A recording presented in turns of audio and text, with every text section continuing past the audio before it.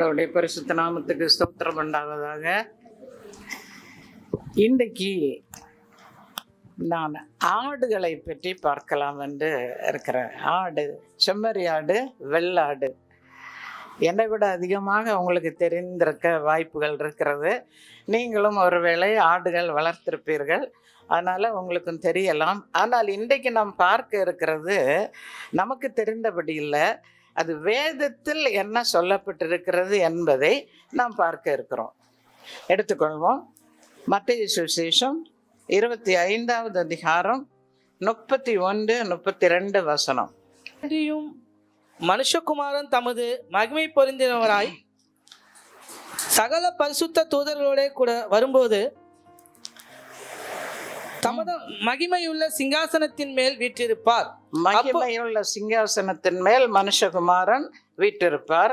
அப்போது சகல ஜனங்களும் அவருக்கு முன்பாக சேர்க்கப்படுவார்கள். சகல ஜனங்களும் அவருக்கு முன்பாக வருவார்கள்.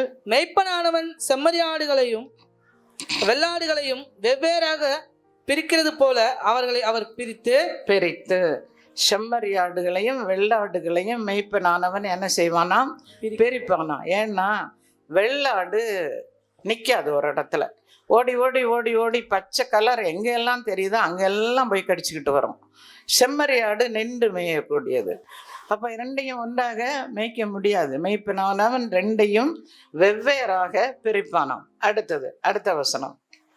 செம்மறியாடுகளை தமது வலப்பக்கத்திலும் வெள்ளாடுகளை தமது இடது பக்கத்திலும் நிறுத்துவார். செம்மறியாடுகளை எந்த பக்கத்துல? வலது பக்கத்துல. வெள்ளாட இடது பக்கத்துல. சரி, அடுத்த வசனம். அப்போது ராஜா தமது வலது பக்கத்தில் நிற்பவர்களை பார்த்து, வாருங்கள், என் பிதாவினால் ஆசீர்வதிக்கப்பட்டவர்களே, உலகம் உண்டானது முதல் உங்களுக்காக ஆயத்தம் பண்ணப்பட்டிருக்கிற ராஜ்யத்தை சுதந்திரித்துக் கொள்ளுங்கள். உலகம் உண்டானது முதல் உங்களுக்காக ஆயத்தம் பண்ணப்பட்டிருக்கிற ஒரு ராஜ்யம் இருக்கிறது, அதுக்கு வாருங்கள் என்று யாரை பார்த்து அழைப்பார்? வலது பக்கத்தில் நிற்கிற செம்மறி ஆடுகளை பார்த்து அழைப்பாராம். அடுத்த வசனம். பசியாய் இருந்தேன், எனக்கு போஜனம் கொடுத்தீர்கள். தாகமாய் இருந்தேன், என் தாகத்தை தீர்த்தீர்கள். அந்நியனாய் இருந்தேன், என்னை சேர்த்து கொண்டீர்கள். வஸ்திரம் இல்லாமல் இருந்தேன், எனக்கு வஸ்திரங்கள் கொடுத்தீர்கள். வியாதியாய் இருந்தேன், என்னை விசாரிக்க வந்தீர்கள். காவலில் இருந்தேன், என்னை பார்க்க வந்தீர்கள் என்பார். பசியா இருந்தேன், எனக்கு சாப்பாடு கொடுத்தீங்க. தாகமாக இருந்தேன், குடிக்க தண்ணி கொடுத்தீங்க. அந்நியனாக இருந்தேன், என்னை யாருமே கண்டுக்கல, ஒதுக்கி வச்சுருந்தாங்க. அப்படி இருந்தேன், என்னை நீங்கள் சேர்த்துக்கிட்டீங்க.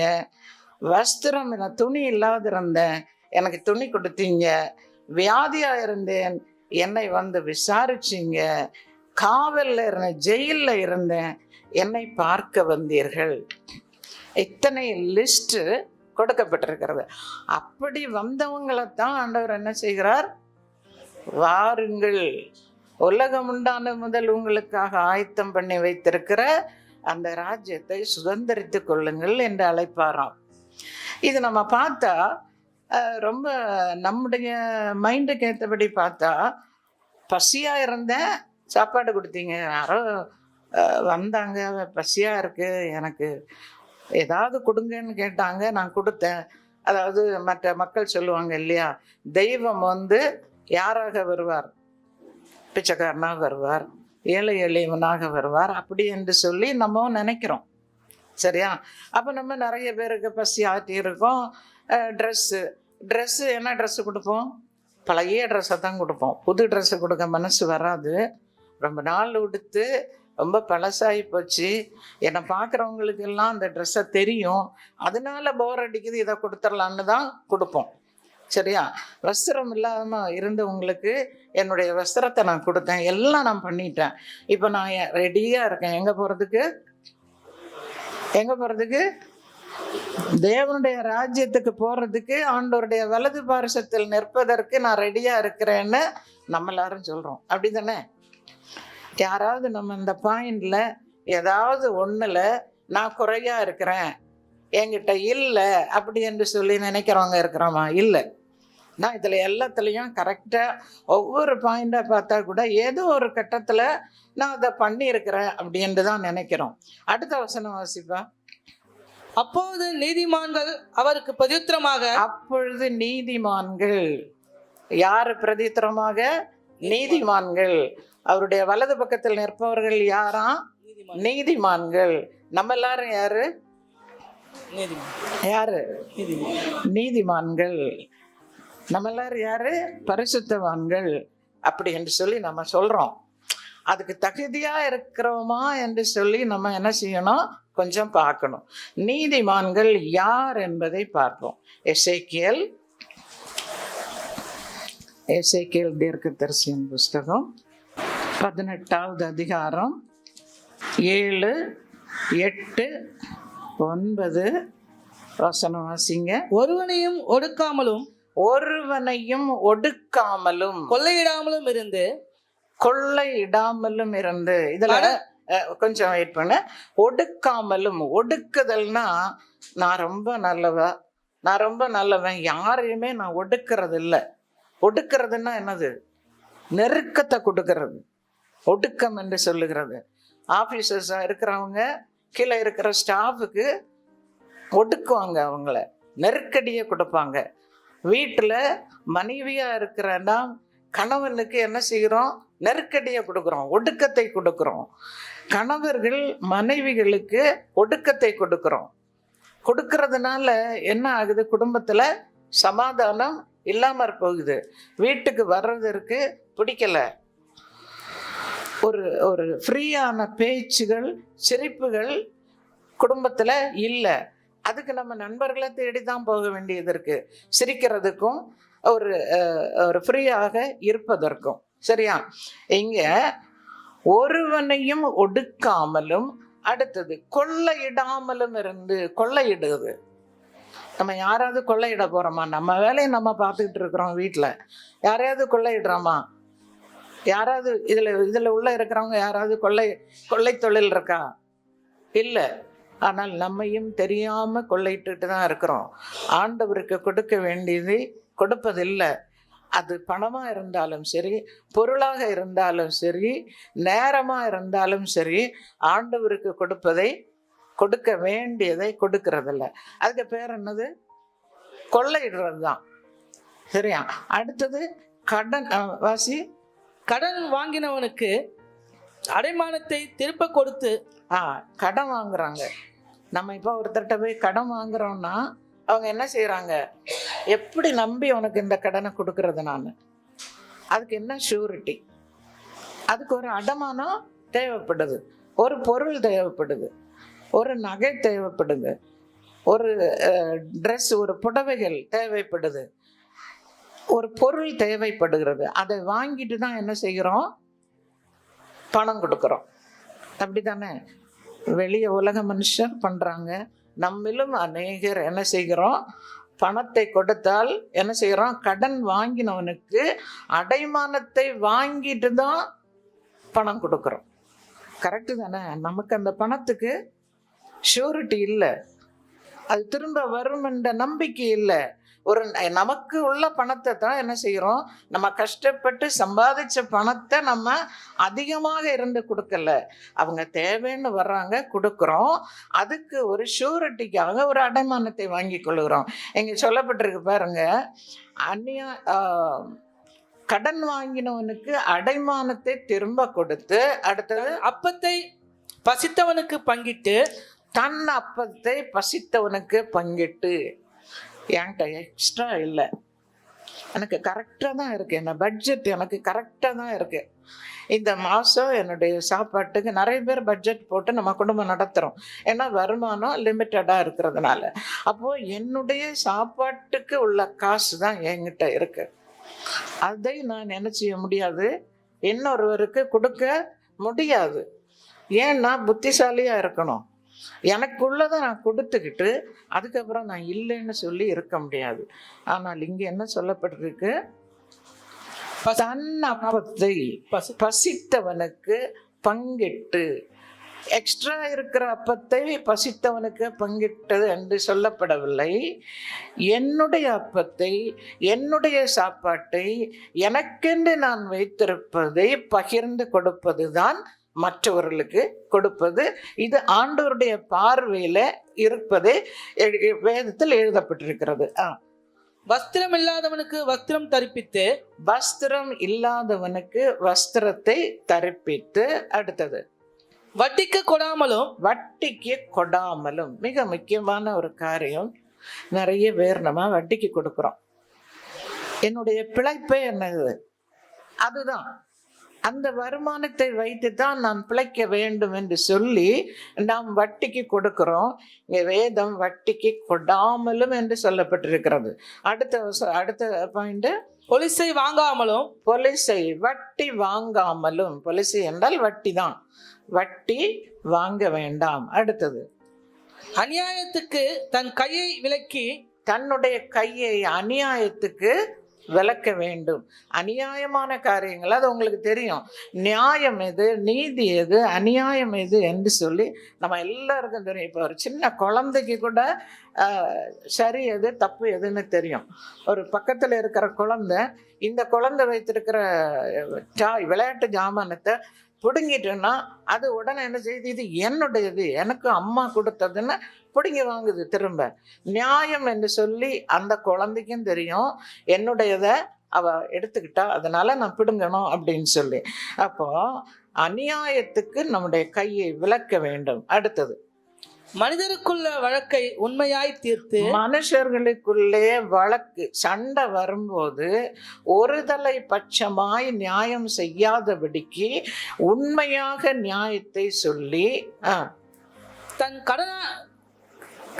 என் கட்டளைகளின்படி நடந்து என் நியமங்களை கை கொண்டு நியாயங்களை கை கொண்டு உண்மையா இருப்பாயாகில். உண்மையா இருப்பானாகில் அவனே நீதிமான். நம்ம எல்லாரும் நீதிமான்கள் என்று சொன்னால், நீதிமான்கள் என்று சொல்லப்பட வேண்டுமென்றால் மேலே சொல்லப்பட்ட 3 வசனங்களிலும் சொல்லப்பட்ட காரியங்கள் நம்மிடத்துல காணப்பட வேண்டும். யாரையும் ஒடுக்கக்கூடாது. அது குழந்தையா இருந்தாலும் சரி, புருஷனா இருந்தாலும் சரி, மனைவியா இருந்தாலும் சரி, யாரையும் ஒடுக்கக்கூடாது. அந்த ஒடுக்கம் என்று சொல்லி வரும்போது மனதுக்கு பாதிப்பு வருகிறது. அதுதான் இந்த காலத்துல ஸ்ட்ரெஸ் என்று சொல்லி டாக்டர்கிட்ட போறாங்க, மருந்து சாப்பிட்றாங்க, அது ஒரு வியாதியாக எடுத்துக்கொள்ளுகிறாங்க. அதுக்கு காரணம் என்ன என்று சொன்னால் ஒடுக்கம் தான். ஒடுக்கம் குடும்பத்துல வரும்போது அது நம்முடைய மனதில் நம்மை பாதிக்கிறது. அப்படி என்றால் நாம் சிந்தனை பண்ண வேண்டும், நான் யாரை ஒடுக்குகிறேன்? என்னுடைய வாழ்க்கையில யாரையாவது நான் ஒடுக்குகிறேனா? அது ஒரு தற்பரிசோதனை நாம் செய்ய வேண்டும். கண்டிப்பாக நாம் ஒடுக்குறோம் ஏதோ ஒரு விதத்துல. நம்ம என்ன சொல்றோம், நான் கட்டுப்பாட்டுக்குள்ள வச்சிருக்கிறேன். என் மனைவியை கட்டுப்பாட்டுக்குள்ள வைக்காம இருந்தா அவ தறிகட்டு போயிடுவா. என்னுடைய புருஷனை கட்டுப்பாட்டுக்குள் வைக்கலைன்னா கண்டபடி செலவாயிடும் அப்படி என்று சொல்லுகிறோம். அது அவர்கள் மனதை பாதிக்காதபடி அன்பினாலே அந்த கட்டுப்பாடுகள் இருக்க வேண்டும். அது கட்டுப்பாடு ஒடுக்கம் என்று சொல்லாதபடி அன்பாக இருக்க வேண்டும். அன்பிலே நாம் செய்யும்போது அந்த ஒடுக்கம் ஒடுக்கமாக தெரியாது, எல்லாமே சுமூகமாக அமையும். அதுபோல கொள்ளையிடுதல், நான் கொள்ளையிடுகிறேனா? யாரை கொள்ளையடிக்கிறேன்? என் அப்பா அம்மாவை கொள்ளையடிக்கிறேனா? என்னுடைய ஆண்டவரை கொள்ளையடிக்கிறேனா? அப்படி என்று சொல்லி நாம் என்ன செய்ய வேண்டும்? தற்பரிசோதனை என்று செய்ய வேண்டும். நிச்சயமாக நாம் ஏதாவது ஒரு விதத்தில் கொள்ளையடினோம். வெளிப்படையாக கொள்ளையடிக்கல, யார் வீட்டிலையும் புகுந்து திருடல்ல, ஆனால் நம்மை நாமே கொள்ளையடிக்கிறோம், நம் தேவனை கொள்ளையடிக்கிறோம், வருத்தப்படுத்துகிறோம். அதை நாம் கண்டிப்பாக தற்பரிசோதனை செய்வோம். அடுத்தபடியாக கடன் வாங்குகிறது, அடமானத்தை வாங்கி வைக்கிறது. அது ரொம்ப கஷ்டமான விஷயம். கடன் வாங்கினால் ஒருவர் திரும்ப கொடுக்கலன்னு வச்சுக்கோங்க. நம்மள ஒருத்தர் கடன் வாங்குறாங்க, வந்து கடன் கேட்குறாங்க, இவன் என்கிட்ட தான் கேட்குறாங்கன்னு வச்சுக்கோங்க. கஷ்டப்படுறாங்க, நான் திருப்பி கொடுத்துருவேன்னு சொல்லி கேட்குறாங்க, நான் கொடுக்குறேன். 1 மாதத்துல தரேன்னு சொல்றாங்க, தரல. நான் எதிர்பார்க்கிறேன், தரல. 2 மாதத்துல தரேன்னு சொல்றாங்க, தரல, தர முடியல. அப்ப நான் என்ன செய்யணும்? என்ன செய்யணும் சொல்லுங்க பார்க்கலாம். யாராவது ஒருத்தர் சொல்லுங்க.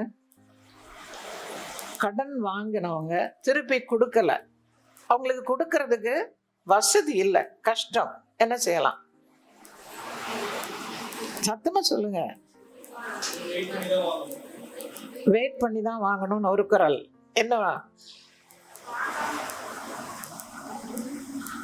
கர்த்தர் என்ன சொல்றாரு தெரியுமா? கடன் கொடுக்கறியா, திரும்ப வரும்னு நினைச்சு கொடுக்காதேன்னு வேதத்துல சொல்லி இருக்கு. அது ரொம்ப பேரை பாதிக்கும்.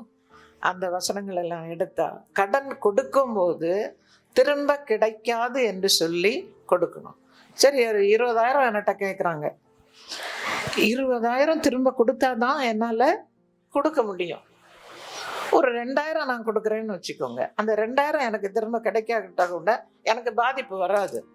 அப்போ 20,000 கேட்குறவங்களுக்கு நான் என்ன செய்யலாம்? என்கிட்ட 2,000 இருக்கு, நீங்கள் வச்சுக்கோங்கன்னு கொடுக்கலாம். அது 2,000 வரலைன்னா கூட, சிஸ்டர் நீங்கள் காசு கொடுக்கணும் இல்லை, அதை எப்போ கொடுக்குறீங்க அப்படின்னு நான் கேட்க வேண்டிய அவசியம் இல்லை. என்னை பார்க்கும்போதே அவங்களுக்கு தெரியும், அவங்கள்ட்ட வாங்கினேன், நான் கொடுக்க முடியல, எப்படியாவது கொடுத்துடணும்னு என்ன செய்வாங்க? நினைப்பாங்க. முயற்சியாவது மனசுலையாவது நினைப்பாங்கல்ல, அது போதும். சரியா? அப்போ கடன் வாங்குறவங்களுக்கு அடமானத்தை திருப்பி கொடுங்கன்னு அடமானம் கேட்காதீங்க. எந்த விதத்திலையும் நகையாகவோ பொருளாகவோ வாங்க, அவங்க வாலண்டியராக கொடுத்தா கூட பரவாயில்லை, நீங்கள் அதை வச்சுக்கோங்க, எனக்கு அந்த அடமானம் வேண்டாம் என்று சொல்லணும். இது வேத வசனத்தில் சொல்லப்பட்டிருக்கிறது. அடுத்தது, தன் அப்பத்தை பசித்தவனுக்கு பங்கிட்டு, தன்னுடைய அப்பத்தை, அதுதான் ரொம்ப முக்கியம் பாருங்க. நமக்கு மீண்டு போன அப்பத்தை கொடுக்கறது இல்லை, நமக்கு இருக்கிறதை கொடுப்பதில் தான் ஆசீர்வாதம். அப்பதான் ஆண்டவருடைய ஆசீர்வாதம் நமக்கு கிடைக்கிறது.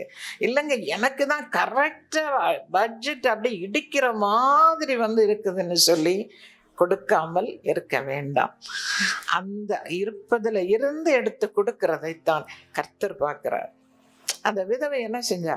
எக்ஸ்ட்ரா இருந்ததை அதை கொடுத்தா இல்லை, தனக்கிட்ட மொத்தமாக அவ்வளோதான் இருக்கு, கண்ணை மூடிட்டு மொத்தத்தையும் போட்டா. நான் போட மாட்டேன், நீங்க என்னாலும் போட மாட்டீங்க. மனிதாபிமானம் அதுதான், போட மாட்டோம். 1 ரூபா 1 காசு எனக்கு வச்சுட்டு 1 நான் காணிக்க போடுறேன், அப்படிதான் நினைப்போமே ஒழிய மொத்த காசையும் காணிக்க பையில நம்ம போட மாட்டோம். போட்டுட்டு வெளியே போய் என்ன செய்யணும்? ஐயோ காசு இல்லையே, மொத்தத்தையும் போட்டனே அப்படி என்று சொல்லி நினைக்க வேண்டியது வரும். அதுதான் தனக்கு இருக்கிறதுல இருந்து எடுத்து தன்னுடைய அப்பத்தை பகிர்ந்து கொடுப்பது என்று சொல்வது. அடுத்தது, வட்டிக்கு கொடாமலும், வட்டிக்கு கொடுக்கவே கொடுக்காதீங்க. அந்த பணம் நிற்கவே நிற்காது. நம்ம வாங்குறோம் பார்த்தீங்களா வட்டி, அது இப்படி கையை திறந்து வாங்குறதுக்குள்ள, கையை மூடுறதுக்குள்ளே பறந்து போயிடும். நம்ம நினைப்போம் அந்த காசு வந்தா எதுக்காவது உதவுன்னு, அப்படி இல்லை. அது கணக்கு தெரியாமலேயே அப்படி போயிடும். அதனால தயவு செய்து வட்டிக்கு கொடுக்க வேண்டாம். பொலிசை, வட்டி வாங்க வேண்டாம். அநியாயம் செய்யாதபடி, தெரிந்த வரைக்கும் நமக்கு அநியாயம் நம்ம செய்கிறது நியாயம் அல்ல. அது பிள்ளைகளுக்கானாலும் சரி. நிறைய பேரண்ட்ஸ் அநியாயம் பண்ணுறாங்க. ஒரு பிள்ளைக்கு ஒரு மாதிரி, இன்னொரு பிள்ளைக்கு இன்னொரு மாதிரி பண்ணுறாங்க. தயவுசெய்து அப்படி பண்ண வேண்டாம். குடும்பத்தில் நியாயத்தை பண்ணுவோம். அந்த பிள்ளையும் நமக்கு தான், இந்த பிள்ளையும் நமக்கு தான். அது அப்பா சொல்லும், இது அம்மா சொல்லும் என்று சொல்லி அல்ல. 2 பிள்ளைகளும் கர்த்தர் கொடுத்த பிள்ளைகள், நியாயமாக நடந்து கொள்வோம். அப்படி மனிதருக்குள்ளே வழக்கை தீர்த்து, நம்ம கிறிஸ்டியன்ஸ்ன்னு சொல்லி கூப்பிடுவாங்க, வாங்க நீங்க வாங்க, இப்படி எங்களுக்குள்ள ஒரு பிரச்சனை இருக்கு, நியாயம் எதுன்னு நீங்க சொல்லுங்கன்னு நம்மளை கூப்பிடுவாங்க. சரியா? அநேக தடவை கூப்பிடுவாங்க. ஏன்னா கிறிஸ்தவர்கள் என்று சொன்னால் அவங்க நியாயமாக நடந்து கொள்வார்கள் என்று சொல்லி ஒரு பொதுவான அபிப்பிராயம் இருக்கிறது. அப்படி நம்மை நம்பி கூப்பிடும்போது அதில் கண்டிப்பாக நியாயத்தை தான் பேச வேண்டும். இத்தனையும் செய்தால்தான் அவன் நீதிமான் என்று சொல்லப்படுகிறான். அடுத்தது 16வது வசனம் வாசி பாப்பா.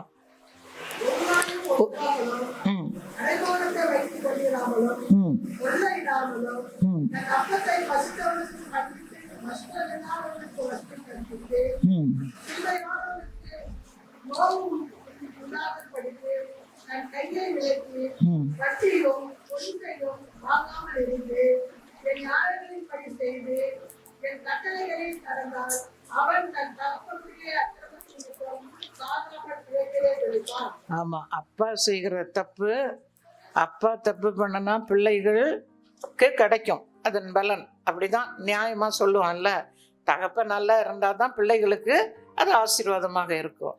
இல்லை, அதை கூட மாத்தலாம். எப்படி? இப்போ நம்ம பார்த்த இந்த காரியங்களை செய்து நாம் நியாயமாக நடந்து கொண்டால் தகப்பன் செய்த அக்கிரமத்துக்கு தண்டனை பிள்ளைகளுக்கு, நமக்கு கிடையாது. நம்முடைய அப்பா எப்படி இருந்தாலும் இருக்கட்டும், அதன் பலன் நமக்கு வராது. சரி, மறுபடியும் மத்தேயு சுவிசேஷம் எடுத்துக்கொள்வோம். 37வது வசனம், 25வது அதிகாரம் 37வது வசனம். நீதிமான்கள் அவருக்கு பிரதியுத்தரமாக, ம் ஆண்டவரே, நாங்கள் எப்பொழுது உம்மை பசியுள்ளவர்களாக கண்டு உமக்கு போஜனம் கொடுத்தோம், ம் எப்பொழுது உம்மை தாகமுள்ளவர்களாக கண்டு உடைய தாகத்தை தீர்த்தோம், ம் எப்பொழுது உம்மை அந்நியராக கண்டு உம்மை சேர்த்துக் கொண்டோம், ம் எப்பொழுது உம்மை வஸ்திரம் இல்லாத கண்டு உமக்கு வஸ்திரம் கொடுத்தோம், ம் எப்பொழுது உம்மை வியாதி உள்ளவர்களாகவும் காவலில் இருக்கிறவர்களாகவும் கண்டு உம்மிடத்தில் வந்தோம் என்பார்கள். நாங்கள் எப்போ ஆண்டவரே நாங்கள் இதெல்லாம் செஞ்சோம்? நீங்கள் இதெல்லாம் சொல்கிறீங்களே, ஜெயிலில் இருந்தவங்கள பார்க்க போனோமா, சோம் இல்லாமல் இருந்தவங்கள விசாரித்தோமா, இதெல்லாம் நாங்கள் எப்போ செஞ்சோம்? எங்களுக்கு ஞாபகமே இல்லையே அப்படி என்று சொல்லி இந்த நீதிமான்கள், வலது பக்கத்தில் இருக்கிற செம்மறியாடுகளாகிய நீதிமான்கள் ஆண்டவரிடத்துல கேட்பாங்களாம். அடுத்த வசனம் பாருங்க. அதற்கு ராஜா, 40வது வசனம். அதற்கு ராஜா பிரதியுத்தரமாக, மிகவும் சிறியவராகிய என் சகோதரரான இவர்களில் ஒருவனுக்கு நீங்கள் எதை செய்தீர்களோ அதை எனக்கே செய்தீர்கள் என்று மெய்யாகவே உங்களுக்கு சொல்லுகிறேன் என்பார். ராஜா என்ன சொல்றாரு? நம்முடைய ஆண்டவர் என்ன சொல்றாராம்? மிகவும் சிறியவராகிய என் சகோதரனான இவர்களில் ஒருவனுக்கு நீங்கள் எதை செய்தீர்களோ அதை எனக்கே செய்தீர்கள். மிகவும் சிறியவனான என் சகோதரனான இவர்களில் அப்படின்னா ரொம்ப சின்ன பிள்ளையா இருக்கவங்களுக்கு அப்படி மிகவும் சிறியவர்கள்னா அது அர்த்தமா? ஆமா, நொடிந்தவர்கள், கஷ்டப்படுறவர்கள், அதைத்தான் சிறியவர்கள் என்று சொல்லப்பட்டிருக்கிறது. அதை பார்ப்போம். சிறியவர்கள் என்றால் யாருன்னா, நீதிமொழிகள் 19வது அதிகாரம், நீதிமொழிகள் 19வது அதிகாரம் 17வது வசனம். ஏழைக்கு இறங்குகிறவன் கர்த்தருக்கு கடன் கொடுக்கிறான், அவன் கொடுத்ததை அவர் திரும்ப கொடுப்பார். மிகவும் சிறியவர்கள் யாரு? ஏழைகள்.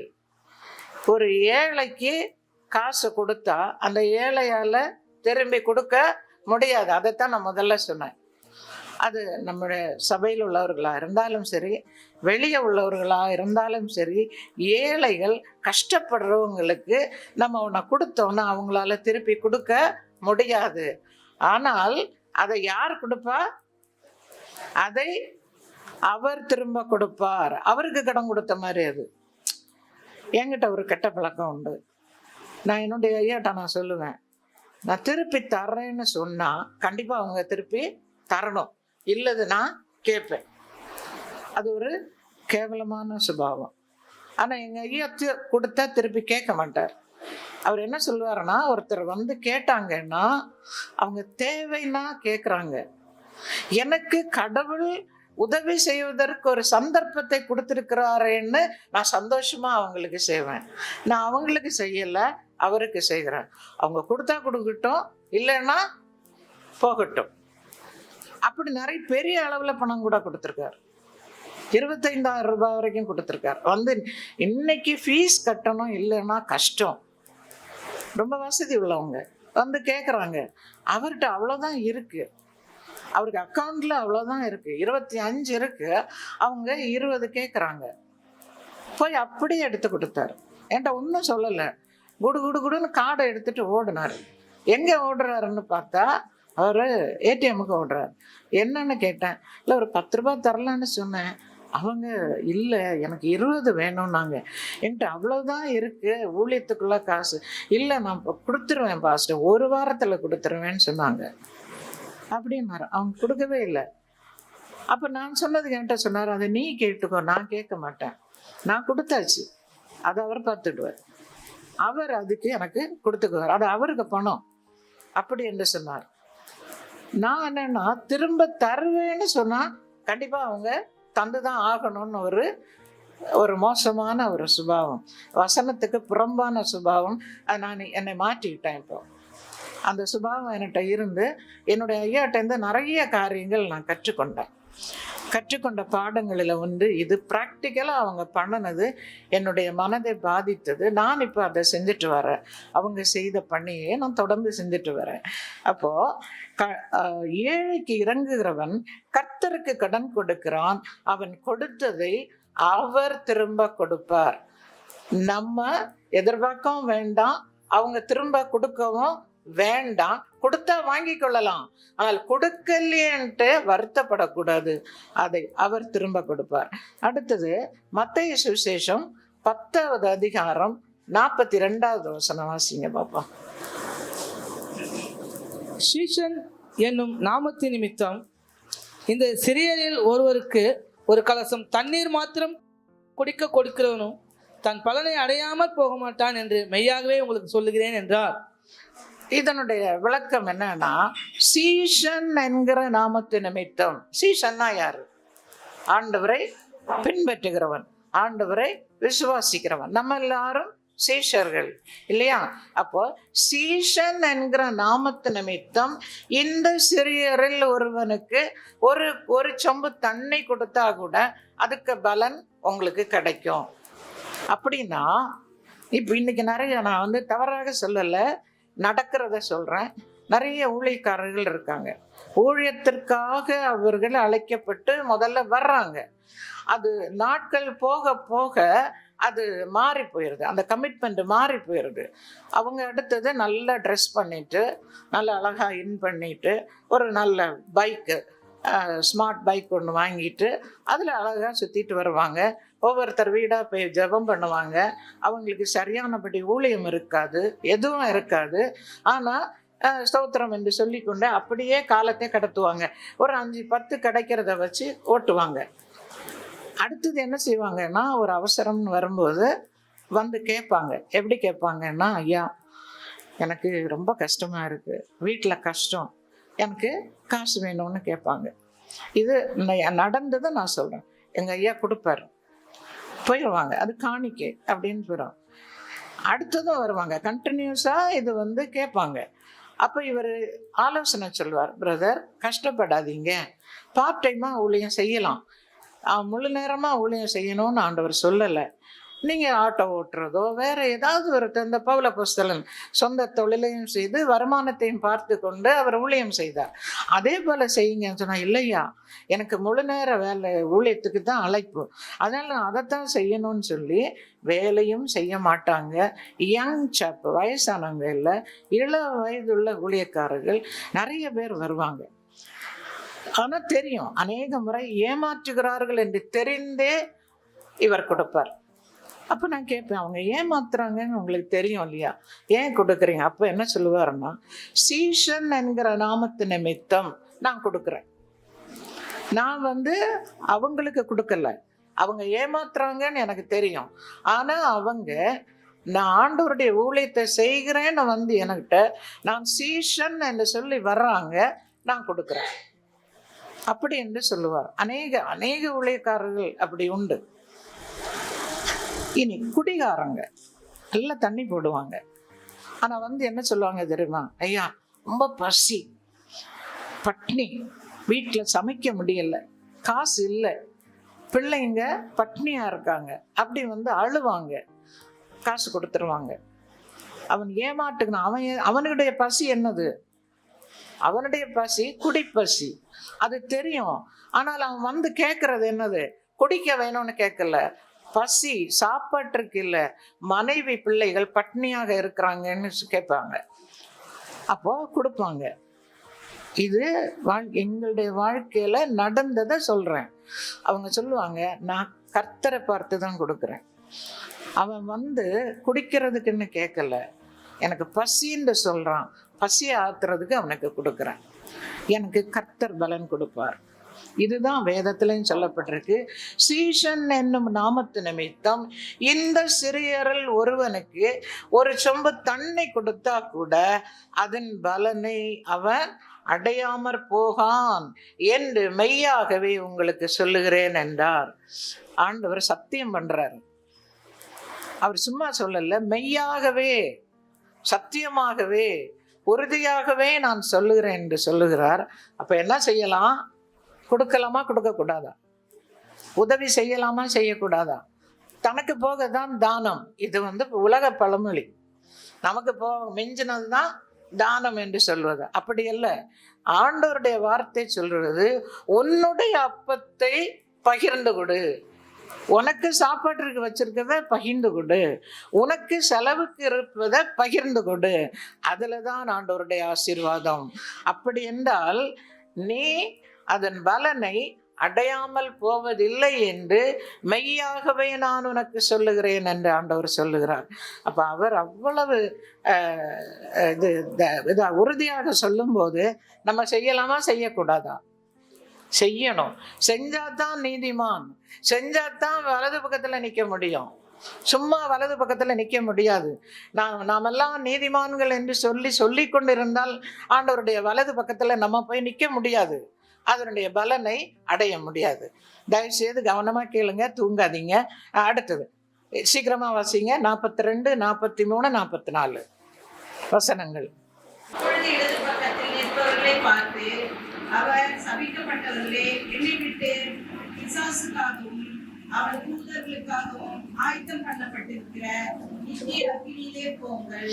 பாருங்க, இடது பக்கத்துல நிக்கிறவங்க அவங்களுக்கு ஒரு சான்ஸ் கொடுத்துருக்கலாம், ஒரு மன்னிப்பு கொடுத்துருக்கலாம்ல. ஆனா அவர் இரக்கமே காட்டல. என்ன சொல்றாரு? அப்போ சபிக்கப்பட்டவங்களே என்னை விட்டு போங்க, உங்களுக்காக ஆயத்தம் பண்ணப்பட்டிருக்கிற எது நித்திய அக்கினிக்கு போங்கன்னு சொல்றாரு. அடுத்த வசனம், பசியா இருந்தேன், நீங்கள் எனக்கு போஜனம் கொடுக்கவில்லை. தாகமா இருந்தேன், நீங்கள் என் தாகத்தை தீர்க்கவில்லை. அந்நியனாய் இருந்தேன், நீங்கள் என்னை சேர்த்து கொள்ளவில்லை. வஸ்திரம் இல்லாதிருந்தேன், நீங்கள் எனக்கு வஸ்திரம் கொடுக்கவில்லை. வியாதி உள்ளவனாகவும் காவலில் அடைக்கப்பட்டவனாகவும் இருந்தேன், நீங்கள் என்னை விசாரிக்க வரவில்லை. விசாரிக்கவே வரல. அப்போது அவர்களும் அவருக்கு பிரதியுத்தரமாக, ஆண்டவரே, உம்மை பசி உள்ளவராகவும் தாகமுள்ளவராகவும் அந்நியராகவும் வஸ்திரம் இல்லாதவராகவும் வியாதிப்பட்டவராகவும் தெரியல. பாருங்க, இடது பக்கத்துல நின்றவர்களுக்கு தெரியல. ஐயோ, நான் எப்ப அவரை பார்த்தேன்? எப்ப அவர் பசியா இருந்தாரு? எப்ப தாகமா இருந்தாரு? நான் பார்க்கவே இல்லையே அப்படின்னு சொல்றாங்க. காவலில் அடைப்பட்டவராகவும் நாங்கள் எப்போது கண்டு உமக்கு உதவி செய்யாதிருந்தோம் என்பார்கள். அப்போது அவர் அவர்களுக்கு பிரதியுத்தரமாக, மிகவும் சிறியவர்களாகிய இவர்களில் ஒருவனுக்கு நீங்கள் எதை செய்யாதிருக்கிறீர்களோ அதை எனக்கே செய்யாதிருக்கிறீர்கள் என்று மெய்யாகவே உங்களுக்கு சொல்லுகிறேன் என்பார். அந்தபடி இவர்கள் நித்திய ஆக்கினையை அடையவும் நீதிமான்களை நித்திய ஜீவனை அடையவும் போவார்கள் என்றார். ஆமா, நீதிமான்கள் நித்திய ஜீவனை அடைய போவாங்க. மற்றவங்க அதை செய்யாதிருந்த அந்த லிஸ்ட்ல சொல்லப்பட்ட இந்த காரியங்களை செய்யாதிருந்தவர்கள் நித்திய அக்கினியை அடையும்படியாக போவார்கள். இறுதியாக ஒரே ஒரு வசனம் வாசிப்போம். யோவான் சுவிசேஷம் 5வது அதிகாரம் 28, 29. இதை குறித்து நீங்கள் ஆச்சரியப்பட வேண்டாம். ஏனென்றால் பிரேத குழிகள் உள்ள அனைவரும் அவருடைய சத்தத்தை கேட்கும் காலம் வரும். அப்போது நன்மை செய்தவர்கள் ஜீவனை அடையும்படி எழுந்திருக்கிறவர்களாகவும் தீமை செய்தவர்கள் ஆக்கினையை அடையும்படி எழுந்திருக்கிறவர்களாகவும் புறப்படுவார்கள். இதை குறித்து நீங்கள் ஆச்சரியப்பட வேண்டாம். உங்களுக்கு ஆச்சரியமே தேவையில்லை. நீதிமான்கள் என்று சொல்லிக்கொண்டு ஆண்டவர் எதிர்பார்க்கிற சொல்லப்பட்ட அந்த காரியங்களை நாம் செய்யவில்லை என்றால் நித்திய அக்கினி தான் நமக்கு பலன். தீர்க்க தரிசனம் சொன்னாலும் சரி, அற்புதம் செய்தாலும் சரி, அந்த காரியங்களை ஆண்டவர் சொன்ன காரியங்களை செய்யலைன்னா அதன் பலன் என்னது? நித்திய அக்கினி தான். இங்க பாருங்க, நீங்க ஆச்சரியப்பட வேண்டாம். ஏனென்றால் பிரேத குழிகளில் உள்ள அனைவரும் அவருடைய சத்தத்தை கேட்கும் காலம் வரும். இப்ப மரித்தவர்கள் பிரேத குழிகளில் இருக்கிற அனைவரும் அவர் வரும்போது, மனுஷகுமாரன் வரும்போது அவருடைய சத்தத்தை கேட்பாங்க. அப்பொழுது நன்மை செய்தவர்கள் ஜீவனை அடையும்படி எழுந்திருப்பார்கள். நன்மை செஞ்சவங்க நம்ம பார்த்தோம் பார்த்தீங்களா, நீதிமான்கள் யாருன்னு. அந்த காரியத்தை செய்தவங்க எப்படி எழுந்திருப்பாங்க? ஜீவனை அடையும்படி வெற்றிகரமாக எழுந்திருப்பார்கள்.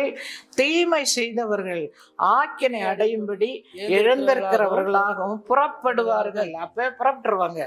மனுஷகுமாரன் வரும்போது நன்மை செஞ்சா ஜீவனுக்கு போவாங்க, தீமை செஞ்சவங்க ஆட்டோமேட்டிக்கா எங்க போவாங்க? ஆக்கினை தீர்ப்பு அடையும்படி புறப்பட்டு போய்கொண்டே இருப்பார்கள். இதுதாங்க நமக்கு நடக்க போறது. ஆனபடினால தெய்வ பயத்தோட ஆண்டவர் எதிர்பார்க்கிறது என்னென்ன என்பதை எப்போதுமே ஆலயத்திலே கேட்கிற வசனங்களை நீங்க இந்த மாடு அசை போடுற மாதிரி வீட்டில் போய் மறுபடியும் ஒரு தடவை நீங்க அதை படிக்கணும். உட்கார்ந்து ஒரு 5 நிமிஷமாவது செலவு பண்ணி தற்பரிசோதனை செய்யணும். அந்த வசனத்தையும் என்னையும் வைத்து நாம் ஒப்பிட வேண்டும் ஒவ்வொருவரும். நீங்கள் இந்த வசனம் அதுதான் கண்ணாடி.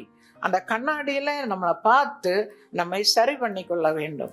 அப்படி சரி பண்ணும்போது பலன் என்னவென்றால், ஒரு நாளில் நன்மை செய்தால் ஜீவனுக்கு போவோம், இல்லை என்றால் நித்திய ஆக்கினை தீர்ப்புக்கு போவோம். தெய்வம் தாமே இந்த வசனங்களை ஆசீர்வதிப்பாராக.